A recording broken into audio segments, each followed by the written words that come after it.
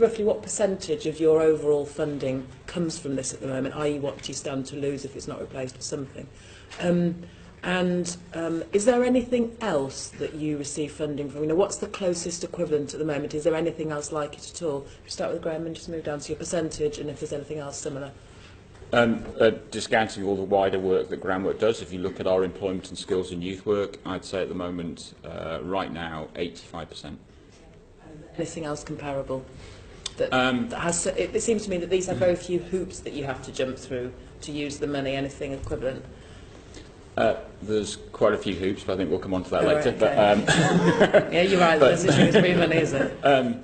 I'd say previously mainstream lottery funding programmes are similar in respect of making the point I made earlier about a grant-based to enable you to test and innovate and do new ideas at the same time as delivering lots of outcomes for lots of people. All right, Richard? Percentage-wise, it's actually difficult to work out because we run some of the national programmes like Work Choice Work Programme, Work and Health Programme, which are actually co-financed, and it isn't totally defined how much is in there. So it would have a significant impact on some of the mainstream programmes as well that we deliver. But we're probably still looking around 20–25% would be impacted on the work that we do as an organisation. And anything else, national lottery, or anything else that you consider reasonably equivalent? Not for the work that I was explaining with the types of individuals. It is really difficult. As a charity, we will go out and we can raise funds and actually do that on a charitable basis, but not on the size and scale that we can potentially do with the work that we do with ESF funding currently. Thank you. And Steve? Yeah, we run 5 big lottery stroke ESF finance programmes at the moment. 2 DWP co-finance ESF programmes, alongside our Work and Health programme and alongside Work Choice. But of those, of that mix, of that side of our business, around 60% of it is ESF funded, notwithstanding the point that Richard made that actually Work Choice, for example, is part financed by ESF, so that complicates the matters a little bit. If there are figures you don't have the top of your head, perhaps if you could go away and work those out and come back to us, that would be great. But it is the majority of our, the bigger proportion of our employment work is ESF related. Okay, thank you. And then Brian? Yeah, about 25%, same as been commented. Some of it's DWP funded, some of it's skills funded in the agency where we're on training programmes with people. The closest thing that we don't access some of the big lottery funding and stuff because we're not a charity. The closest thing probably we've delivered in the past, that was kind of ESF, like an ESF programme, was a Work in Neighbourhoods pilot programme that we ran a few years ago. That was DWP funded up in Parkhead in Glasgow, which is very flexible and family oriented. You work with families and communities and stuff, but nothing else now. Sandra, what would be the impact on your region if ESF funding went? So, as in European terminology, we're a less developed region, so we are amongst the furthest to travel in terms of growing our economy. So we have a significant European programme across European Regional Development Funds, European Social Fund and some of the rural funds as well. So our programme is some 500 million over 7 years. So that's a significant investment programme for our economy. ESF forms a significant part of that. And I think there's 2 aspects. Obviously, I think in terms of the previous panel, a lot of focus around what I'll call the inclusive growth agenda, but I think also for us balanced with a lot of our skills investment to support our business growth as well, and particularly where skills plays a big part in driving our productivity levels too. So a significant part of our overall economic programme. Okay, thank you. Thank you. I'll briefly comment and then pass on to Lloyd, who'll be able to give you a bit more detail. Essentially, it's not a secret that local authority funding generally is under pressure. Birmingham City Council does still do a certain amount with its own money. It has a Birmingham Jobs Fund and so on. But actually, the predominant amount of activity is in effect funded by ESF and other European strands, and so it would be pretty catastrophic, quite frankly, if that funding source disappeared. Yeah, in numeric terms, the geography changes dependent on the programming periods. But if I talk of Birmingham and the West Midlands, it is a broader geographical space. We're talking about, we had a £300 million programme between 2007 and 13 for ESF, and another £300 million-ish in the current period, 2014 to 2020. So, as Stella said, it's quite a significant resource. And you asked the question in the earlier session about what sort of percentage. We're talking 85% plus that is dependent on ESF type provision. And we can give you sort of background data after this committee hearing if you're looking for figures and statistics. But just as a sense, in the 2007 to 13 programme, because the current one's still live, so I can't give you statistics for the current one, but we're talking over 60,000 people were in work after leaving ESF support. Nearly 50,000 went into education, training or employment. Nearly 24,000 gaining basic skills. So we're talking quite significant numbers of individuals that have received the sort of intensive training and support that the colleagues in the earlier panel talked about. And if I can just to add to that. So similar in terms of around 80-85%, and in that same period, so again we've got the numbers for particularly the 2007-13 programme, out of a total workforce of 250,000 in Cornwall Scilly, 114,000 received some form of skills training in Cornwall Scilly between 2007 and 13.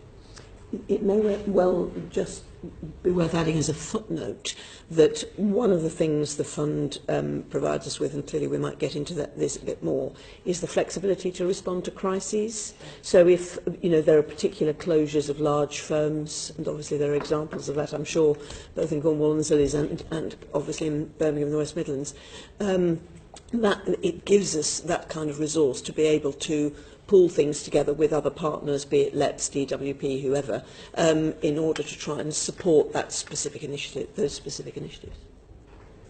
Do you have any sort of sense of what would happen without what the impact would be without those sort of throughputs and support? Yeah, I can give you a real example actually. It's a few years ago now, but in the context of the recent Carillion crises, I think this is the older example gave an insight as to what ESF could do. Back in 2005, MG Rover collapsed in Birmingham with 6,000 people losing their jobs. At that time, we created a Rover task force, which was fundamentally supported through, in the main, ESF resources to enable us to retrain and replace those 6,000 people into other forms of employment. Clearly, we went through at that time an economic restructuring of declining automotive manufacturing in Birmingham into other service-type industries. And I think ESF was a critical factor and catalyst in being able to retrain people to move into other forms and other sectors of employment. What would you have done if that fund hadn't been there? That's huge. It's a huge challenge for any local area to deal with. 90% of those 6,000 people ended up somewhere else as a result of the support. Quite helpful just to say, do you find that by using the sort of locality-based approach, that if you target a particular community, they end up helping themselves as well, in that it's not a case of cherry-picking individuals within a locality, but it's about lifting a whole locality? I mean, I've got a very rural constituency, and if a village starts, if the young people start to feel there's no hope, then that's very pervasive, whereas you've got to work with them all together. So just a really quick response if you feel that gives added value. Sustainability is critical. It's not 2-3 year projects that parachute in, help a few people, then move on to something else. That's the beauty of longer term programmes. We talk about any future successor funding, the new UK Shared Prosperity Fund. Personally, I think we need 7 to 10 year devolved funding that enables us to building longer term solutions in neighbourhoods where you can build strategic partnerships. And we know strategic partnerships take time too. It can take a couple of years to get one fully operational, then the funding runs out. So we need to build sustainable programmes to develop sustainable solutions. From the perspective of both of your organisations on a sort of national level, the same questions I asked the last panel really. Sam, what do you feel would be the impact of ESF not being available? I think we've heard very, very clearly the impact of ESF on communities and disadvantaged individuals and those who need to be targeted on their need. Let's disaggregate that and look at the big national picture, because I guess that's what we're here for on this panel. That's an enormous amount of funding, and we haven't talked about the billions, but we're talking billions here. So 2007 to 13, from the EU funds, there was 4.47 billion euros given to the UK, which was matched by organisations in the UK to make 8.6 billion euros over that period of time. So we are talking very, very big numbers here. I think when you look at the DWP stats on what does that really mean, what does that turn into, May 2015, it's 521,000 unemployed or inactive people were into work. That was 533,000 disadvantaged young people into education, training or work. So these are big figures right across the piece. I think important to note, though, as you may well be aware, the impact will be felt differently in different areas, because different areas receive different amounts of funding. So in some areas that will be very, very hard hit. So, for example, in West Wales and the Valleys, the local authorities there, one of our members of Policy and Practice did a piece of research that sort of looked at what would be the per person spend of EU funding, and it was April 2016, so a little while ago, and it's 21% of EU funding. They worked out would be £101 per person there. So you can see it's going to be different in different places, which is something we're going to have to really bear in mind for any future initiative. Yeah, I can't add to the figures that we've already quoted. I'd say that there's been a further 3.5 billion allocated now for the period from 2014 to 2020. And as Sam said, when we're talking about billions and hundreds of thousands of individuals, I think the figures speak for themselves, especially when, as previous panel members have highlighted, these are individuals with complex needs that are often left out of mainstream state provision. So the figures are really significant ones, and the stories we've heard kind of back those up even further.